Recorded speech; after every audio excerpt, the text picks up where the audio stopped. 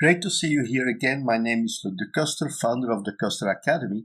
And in this new video, I'm talking about revising probabilities and Bayes' theorem.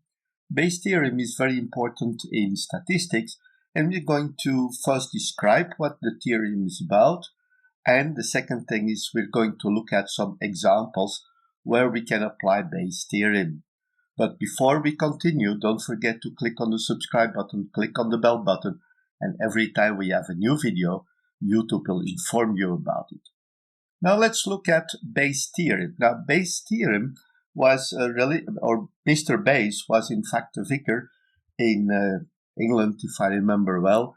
And basically what he tried to do was to find out a way to prove that God existed. He didn't succeed in that topic, but from his research and of his thinking, he created what we call Bayes' theorem, which is very useful and very practical and important in statistics. Now, when we look at the probabilities that when we look at certain items, we can suggest or we can find out that the initial probabilities may prove to be wrong or changed. And what we want to do is to change the probabilities with new information. It's what we call revised or posterior probabilities. Bayes' theorem makes it unnecessary to gather masses of data over long periods, but use the data that we have.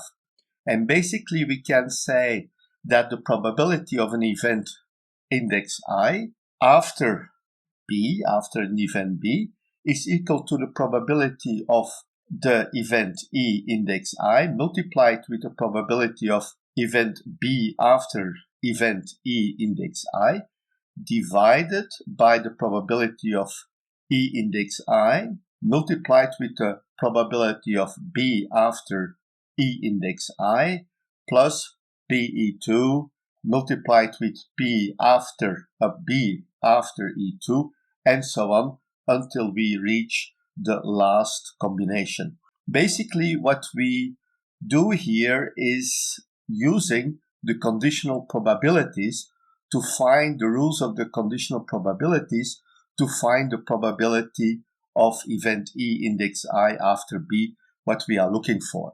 Now let's have a look at some example where we can use this theorem. And we are looking at a case where we have two construction plants where they are producing plants for a company, the same parts for the same company, and we have plant A which produces 55% of all the parts that are delivered to the customer. Plant B only makes 45%. Now, when we look at the defects, we have statistics about the defects, and we know from the quality assessment that plant A has 5% defects and plant B has 10% defect. Now, what happens is when all those parts arrive at the customer and all the parts are mixed, and basically it's not possible to see which parts come from which company, from which producer. Now, we can make other ways to work with that, but let's just assume that all the parts are mixed together. It's impossible to make a distinction, and we have a set of parts, and we do some quality assessment, and we have to find out where do the defective parts come from. So basically what we are going to find out, we will be using Bayes' theorem to share the cost, to, let's say, allocate the costs to the correct producer. So we make a sample, we find out we have 100 pieces which are outside of specifications, and we want to know how much percent of these pieces come from plant A and from plant B without sampling again. So basically, that's what we are going to do here. Now, what is the solution here? The management wants to find those defective parts. They want to make the correct split so they can deduct the cost for the defective parts from the invoice of the producer. What we want to know is the probability of plant A after a defect and plant B after a defect. Basically, we want to know what is the probability that the defective part comes from plant A or from plant B. We use Bayes' theorem, and basically we can say that the probability that the part comes from plant A after a defect. So we have a defect, we want to know what was the origin of the defect. So we look at the probability of plant A, the probability that the part comes from plant A, and the probability that there is a defect after plant A. So the probability of a defect at plant A. We know that the probability that the part comes from plant A is 55%, and we also know that the defect rate of plant A is equal to 5%. Now we use Bayes' theorem, we divide this by plant A, the probability of plant A multiplied the probability of a defect after it originates from plant A. That's the same like in the numerator. And we now do the same thing. Plant B, probability that the part comes from plant B, multiplied with the probability that there is a defect after it comes from plant B, or the defects coming from plant B. We already looked at the numerator, so we could say the probability of plant A, that the probability that the part comes from plant A is 55%, and plant A has a probability of 5% that the part is defect. We have that same element in the denominator, so the first part is again 55% multiplied by 5%, and now we have the probability that the part comes from plant B, which is 45% or 0.45, and the defect rate of plant B is 10%.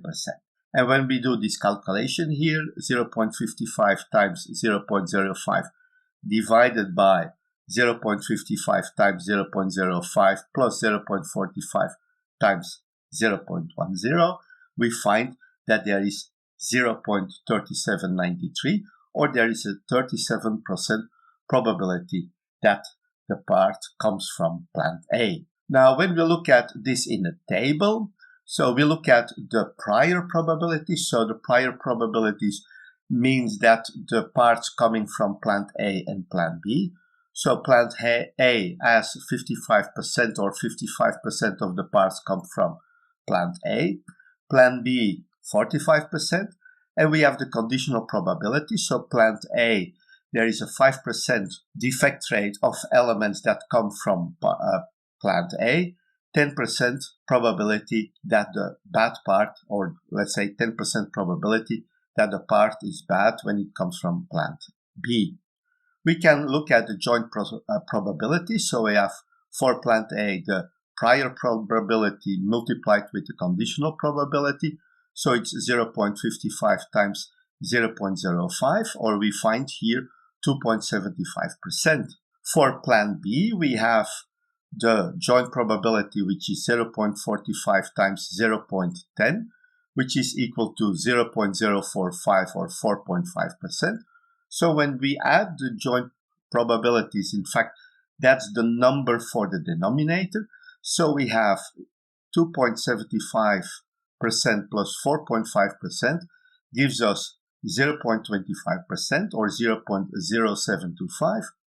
We looked at the revised probability. So we divide the joint probability by the total of the joint probabilities, and we find that there is 37.9% probability that the defect piece comes from plant A, and 62.1% approximately that a defect piece or part comes from plant B. Basically, what we can do here is, in fact, we can now divide the cost between plant A and plant B based on these statistical data, and we can conclude here that plant A will pay 37.9% of the cost caused by the defective parts, while plant B will pay 62.1%.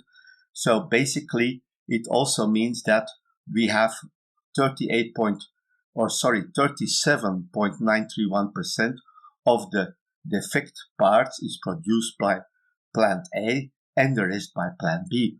Based on this data, based on Bayes' theorem, which has found a new life in statistics for this kind of revised probabilities, and it's very practical to find out what those revised probabilities are, and it will help us to find, in this case, the best way to divide the cost between two producers. So that was it for this video. But before I stop, first, don't forget to click on the subscribe button, click on the bell button, and every time we have a new video, YouTube will inform you about it. Thank you very much, and I'm looking forward to seeing you again in our next video. Bye-bye.